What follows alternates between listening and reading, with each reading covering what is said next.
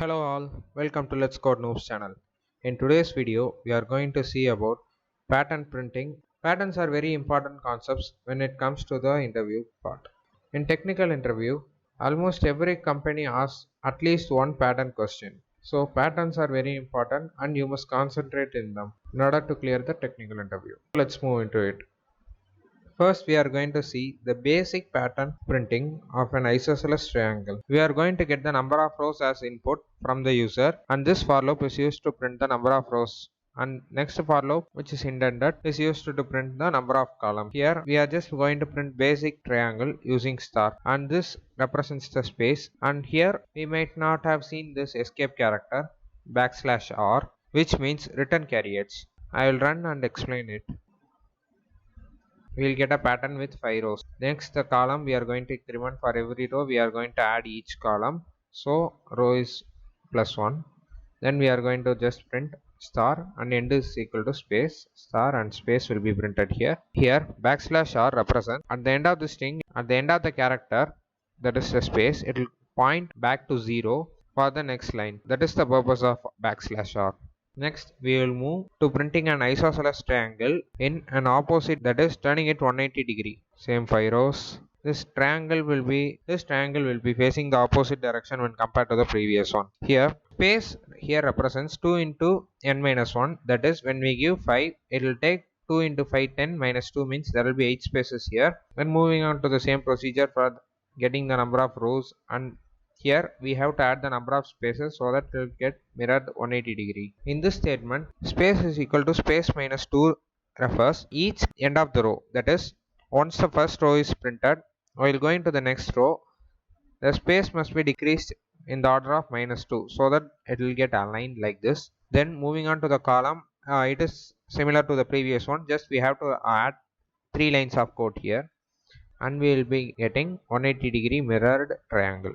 Next, we will going to print an actual triangle. Here K represents the space. Once again, it will be clear if I change it. Yeah, I have renamed all the things. Now we are going to get the input from the user. Then the space represents similar to the previous one, 2 into the input number and minus 2. So when I give 5, it will be 2 into 5, 10 minus 2, representing 8 spaces here. Then same for row.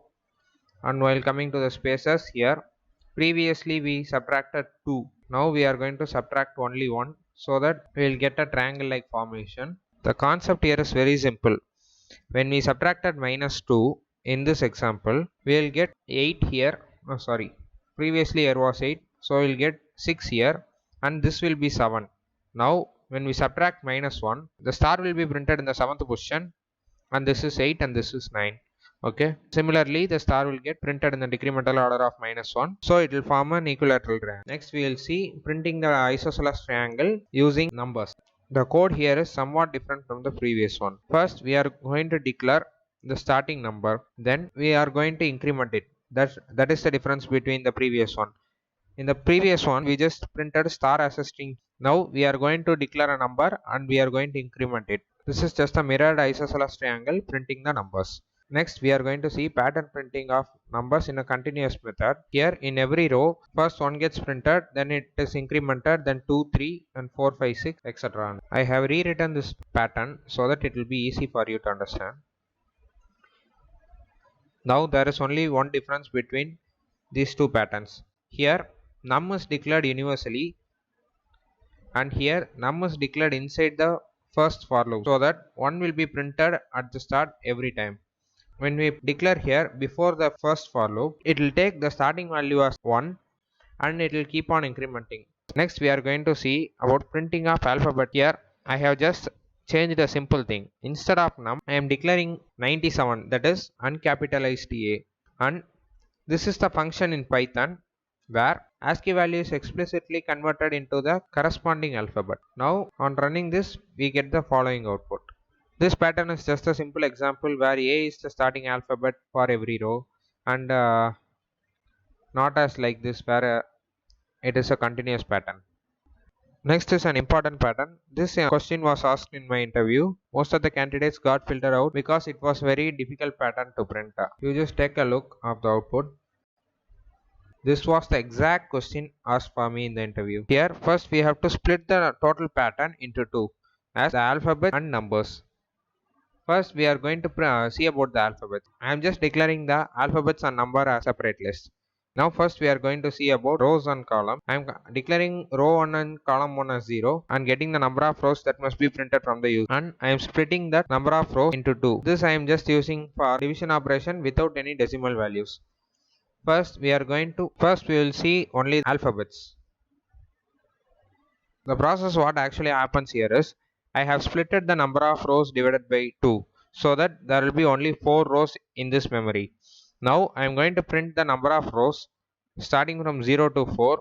I am just printing R1 is 0. Okay, so in row 1 we will get 0 into asterisk is equal to 0 and summing up with an alphabet A. It will just print A. Now upon incrementing it will be 1 into asterisk, so asterisk and the next element in the list B, then consecutively C and D. This is the basic operation. Now I will uncomment the next part of the code. Now we will run the code once again.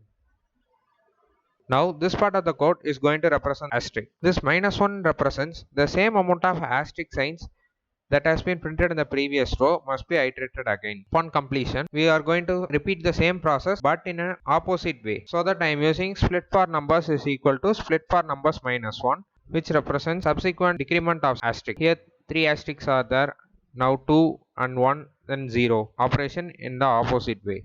That's it for today. Thank you for watching. Goodbye.